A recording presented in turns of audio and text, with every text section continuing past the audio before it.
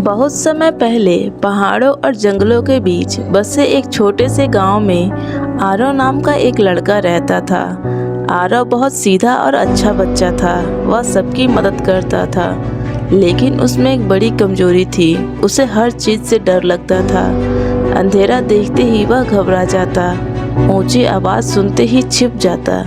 School में teacher अगर सवाल पूछ ले तो उसकी आवाज़ तक नहीं निकलती थी। गांव के बच्चे अक्सर उसका मजाक उड़ाते। एक लड़का हंसकर कहता, अरे आरव, तुम तो अपनी परछाई से भी डर जाते हो। सारे बच्चे हंसने लगते हैं। आरव बाहर से मुस्कुरा देता, लेकिन अंदर ही अंदर उसे बहुत बुरा लगता। रात को वह अक्सर आसमान की तरफ देखकर सोचता, क्या मैं कभी बहादुर बन पाऊंगा। एक रात गांव में बहुत भयानक तूफान आया। तेज हवाएं चलने लगी, पेड़ झूमने लगे, बिजली आसमान में चमक रही थी। गांव के बाहर एक पुराना दीपक घर था।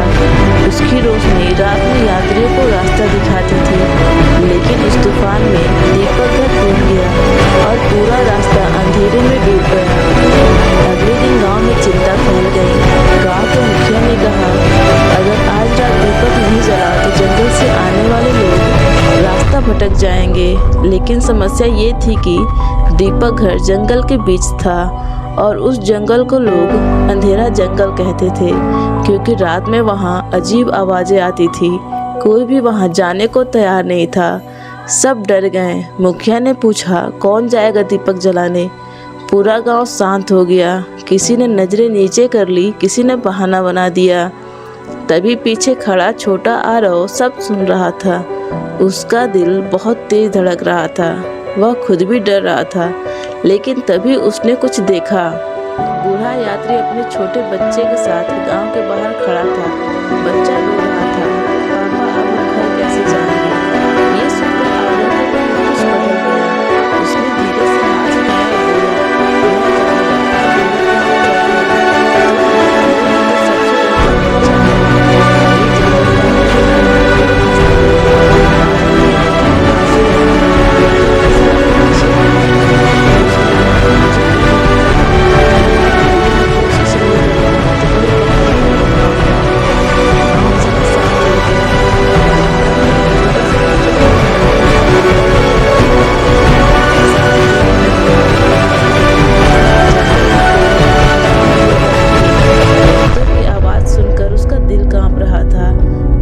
जाते ही उसे झाड़ियों में सरसराहट सुनाई दी।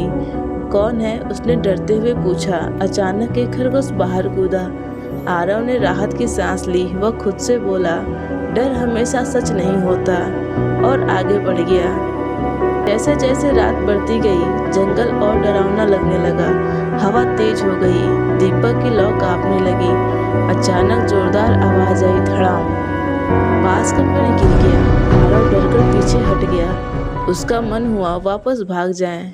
उसने सोचा, मैं नहीं कर पाऊंगा। तभी उसकी नज़र अपने छोटे दीपक पर गई।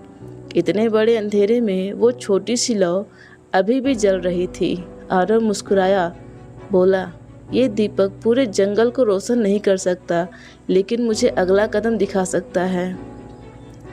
और फिर वह धीरे धीरे आगे बढ़ने लगा। कुछ देर बाद उसे लगा जैसे कोई उसका पीछा कर रहा हो। उसके कदम तेज हो गए। पीछे से गुर्राने की आवाज आई। आरव ने डरते हुए पीछे देखा। एक भेड़िया था। आरव का शरीर कांपने लगा। वह भागने ही वाला था, लेकिन तभी उसे अपने दादाजी की बात याद आई। डर के समय दिमाग बंद मत करो। आरव ने आसपास देखा। उसे एक ऊंचा पत्थर दिखाई दिया। वह जल्दी से पत्थर पर चढ़ गया और अपने दीपक को ऊपर उठा दिया। तेज रोशनी भेड़िए की आंखों पर पड़ी। भेड़िया घबराकर पीछे हट गया और फिर जंगल में भाग गया। आरव हैरान था। उसे पहली बार महसूस हुआ, डर से भागने के बजाय सोचो तो रास्ता मिल जाता है। आखिरकार कई घंटों बाद आरव दीपक घर तक पहुंच गया। वह पूरी तरह थक चुका था, लेकिन उसने हिम्मत नहीं छोड़ी। उसने टूटा हुआ दीपक उठाया, नई लौ जलाई और देखते ही देखते पूरा रास्ता रोशनी से चमक उठा। दूर गांव के लोग खुशी से चिल्लाने लगे, दीपक जल गया। आरव की आंखों में खुशी के आंसू आ गए।